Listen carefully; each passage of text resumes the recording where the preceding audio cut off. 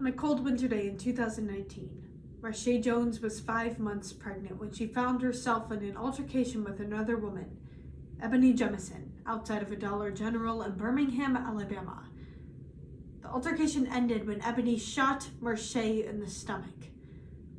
Marche survived, but the child did not. But Jemison was not held responsible for the death. Rather, Marche was indicted for manslaughter of her unborn child. Cases like this are prevalent after Roe v. Wade. Pregnant people have been subjected to criminal charges for pregnancy loss for decades. Feticide laws are put in place to protect unborn victims of violence from a third party and are enacted in 38 states. The National Institute for Pregnant Women identified a study in which between 1978 and 2005, pregnancy loss was a driving factor in the incarceration of a pregnancy loss in over 400 known cases. But the true number is higher, as these cases are often overlooked as the abortion debate escalates. This misuse of feticide laws casts pregnant people as vessels made to carry out a pregnancy, rather than autonomous people. When we allow vagueness in the law of an unjust system, we put the health and the justice of any pregnant person at stake. Rachel Greenberg on March 10, 2021 explains, "These laws are harmful because they serve as a deterrent to pregnant people to seek help out of fear of incarceration. Criminalization of pregnancy loss deepens the damage of centuries of attacks on pregnant people's rights. Legislation criminalizing pregnancy loss must be ended in order to preserve a right to health and to justice for any pregnant person in America." So today, we'll examine the causes, effects, and solutions to the laws that put Marche Jones in front of a jury for losing her baby. Because as Jessica Zucker, reproductive psychologist, said on May 19th, 2019, you could be her, she could be you. Just like what happened to Purvi Patel in 2013 after she reluctantly went to the emergency room for bleeding at 23 weeks pregnant. The child was stillborn. Police believe that Purvi had bought abortion drugs online despite any evidence. Purvi Patel is currently serving 20 years in prison. To see what caused the shameful incarceration of Purvi Patel, we must examine the legal loopholes and biases facing pregnant people of color. Since its conception, pregnant people in America have been burdened with a dehumanizing gaze by the law and their male counterparts. CNN on August 9th, 2020 explains that the law was misapplied and misinterpreted in the case of a woman being incarcerated for her stillbirth, and argued that a pregnant person cannot be incarcerated for their pregnancy loss as a result of their actions. There are no explicit outlines as to who is considered third party in the death of a fetus, leaving room for biased medical professionals, officers, judges, and juries, a legal loophole to act out their own biases. This is further explained by The Insider on August 2nd, 2020, explaining pregnancy loss can carry a sentencing of up to second-degree murder, carrying a sentence of 10 to 30 years in prison. For centuries, American laws have attempted to strip pregnant people of their rights, painting them as a commodity to pair with a man.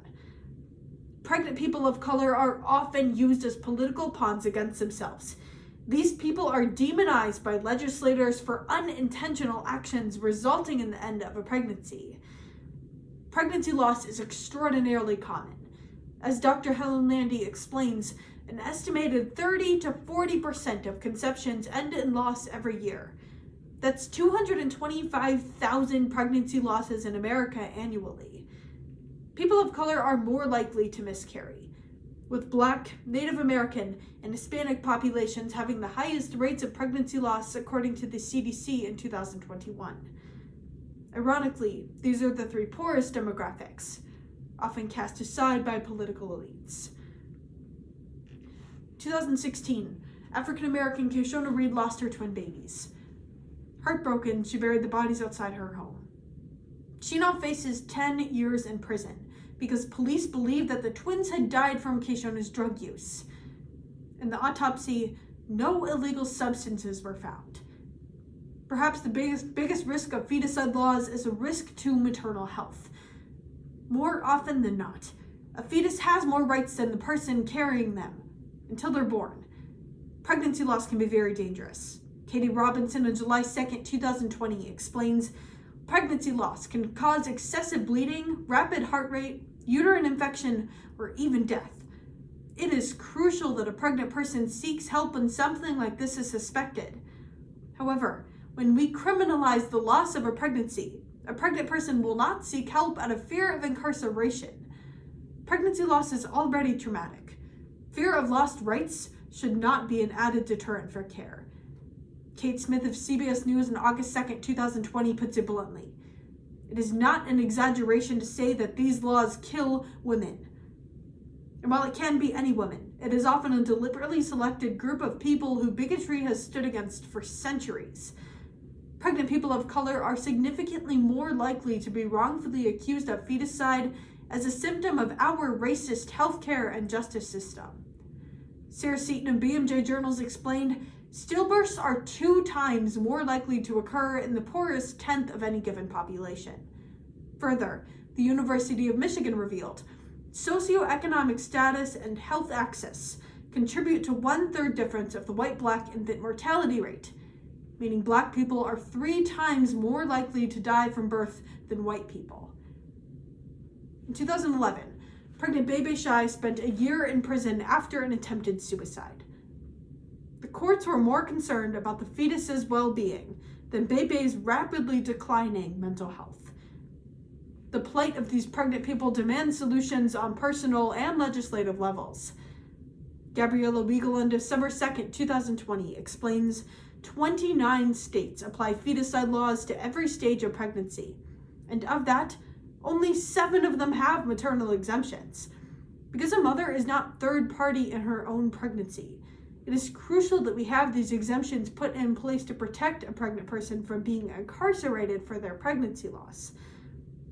This exemption can look something like that of Mississippi's, which explicitly excludes acts committed by the mother or a medical professional. I will include links attached to this video of you to see your state's guidelines on feticide laws alongside other resources to contact your local state representatives. I urge you to do so and spark incentive for change. But more importantly, we each need to hear these people's stories and reflect on how biases in our healthcare and justice system brought their conviction. To help with this, I've created a Twitter account. There, I will be posting these people's stories alongside other great resources for change. The handle is couldbeyou_4n6, but I'll also include a link to this video. I urge you to follow the account so we can all stay informed and work together to spark incentive for change.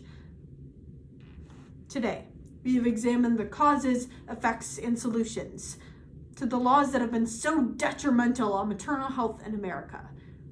Marsha Jones, Kishona Reed, Purvi Patel, Bebe Shai, and hundreds of others have been failed by our sexist, broken healthcare and justice system.